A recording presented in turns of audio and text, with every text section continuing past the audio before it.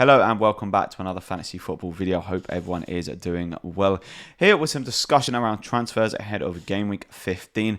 The penultimate game week before the World Cup does come about. Some big decisions still to be made in these last couple of games before the World Cup though. Don't forget to hit that like and subscribe button if you are enjoying the content. Comment down below any transfer plans that you have ahead of game week 15 and let's get straight on into this one.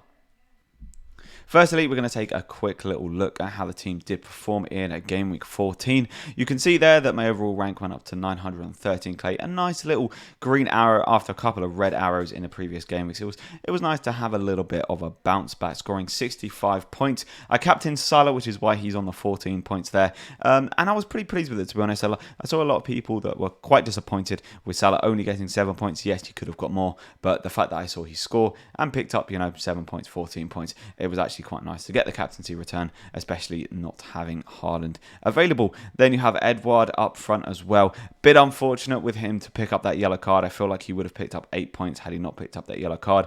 But still, to see him grab a goal and get 6 points is, still a bit of a bonus from a player that is a massive differential and I'm not really necessarily expecting big points from. Tony was a little bit disappointing. I think the most disappointing thing from him, though, was picking up that yellow card in the 93rd minute, meaning that he does miss the Forest game in game 15. So that is one of the big kind of transfer plans that I'm going to discuss in this video. Wilfried Zaha, disappointingly yet again not getting an attacking contribution. He did look very dangerous from an assist perspective. He put the ball across to Edouard a couple of times and Edouard just couldn't get his foot on it to put that ball into the back of the net. But I think I'm happy with Zaha now playing against West Ham and Forest in the next 2 game weeks. I think it's very much a hold for the next 2 with him. Saka, another one, a little bit unfortunate not to get more points. He picked up an assist very early in the game against Nottingham Forest and could have had an absolutely massive haul. Reece Nelson coming on and scoring 2 goals and an assist coming in for Saka. Saka could have easily grabbed those points. It was a little bit unfortunate for him,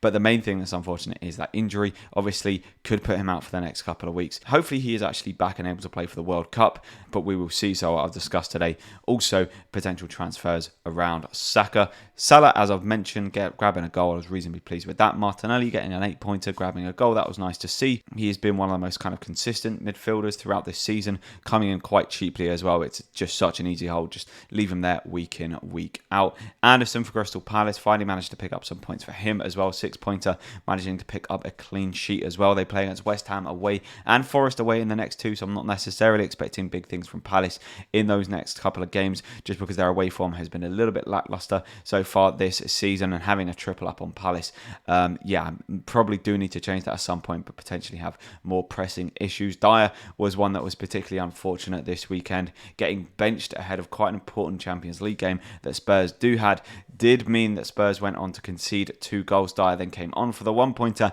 meaning that I didn't get Andreas for 3 points off of the bench, which is not the end of the world because it's only a 2-point difference, but still would have been quite nice as well. So he's another one that I'm potentially looking at taking up as well. Then we have Trippier and Pope for Newcastle coming in, both with a clean sheet. Trippier getting an assist and 2 bonus points. It was lovely to see that Newcastle pairing finally over the last couple of game weeks picking up clean sheets and getting bonus points as well. And Cancelo, Mr. Consistent indeed, picking up yet another clean sheet for Manchester City. So as I've mentioned, the main problems that I do have this week are Tony and Saka. Tony not being available because of the yellow card, and Saka due to injury. Those are the main transfers that I'm going to be looking at making. I've only got 1 free transfer in the bank.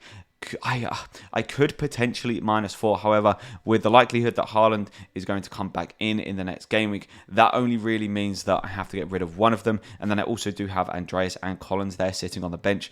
And I'm most likely going to be benching Dyer as well. So my bench will be Andreas, Collins and Dyer. And I don't feel like I need to take a -4 when I have 3 playing players on the bench. Collins playing against Brighton at home, not the best fixture, but also not the worst. And I actually kind of back Dyer at home to Liverpool. Liverpool being a bit lackluster so far this season, so you could potentially see Dyer picking up some points there as well.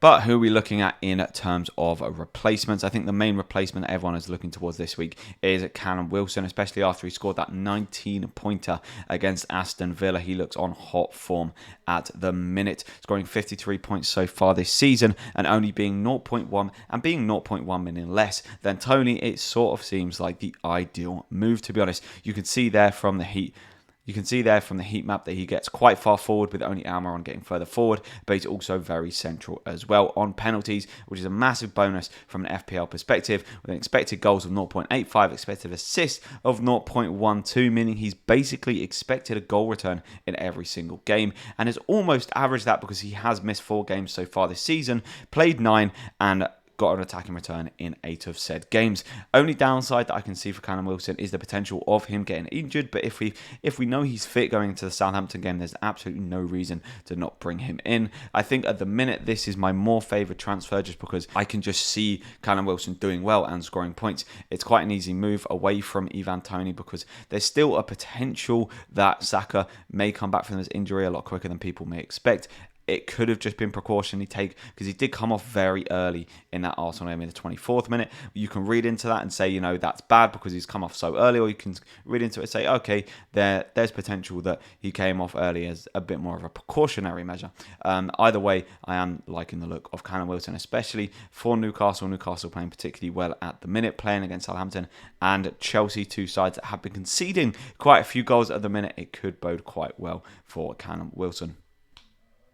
Then I guess the other move that I am looking at making is the potential of getting rid of Saka. I think at the minute Trossard is my most ideal replacement, scoring 2 goals in the last 2 games. What I will say with Trossard is that he seems to pop up when you least expect him to. You know, scoring against City and Chelsea, you could quite easily then go and see him blanking against the likes of Wolves and Aston Villa. Wolves, a side that have been particularly strong defensively at home so far this season. With that being said, Aston Villa not looking particularly defensively strong at the minute. With a new manager just conceding 4 goals, Trossard could really kind of bounce off of the back of that and go and score a couple of goals against Aston Villa. You've also got the likes of Phil Foden having 2 very nice home games against Fulham and Brentford. I don't really see Pep benching him for kind of 3 Premier League games in a row. I'd find that quite surprising, to be honest. And then you've also got Marcus Rashford, who's just scored a goal against West Ham. So there's plenty of options in that position. I think with Saka, it's just kind of wait and see until we get some more news. But Trossard, as you can see, they're playing particularly centrally now compared to when he was playing under Potter, when he was basically playing as a wing-back. He's now virtually playing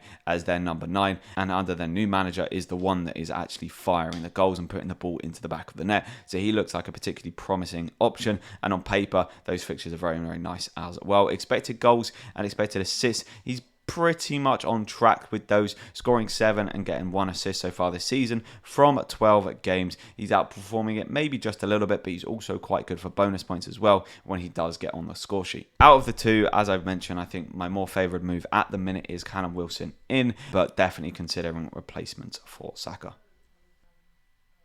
So this has been a quick little discussion just around a potential few transfers that can be made. There's quite a few.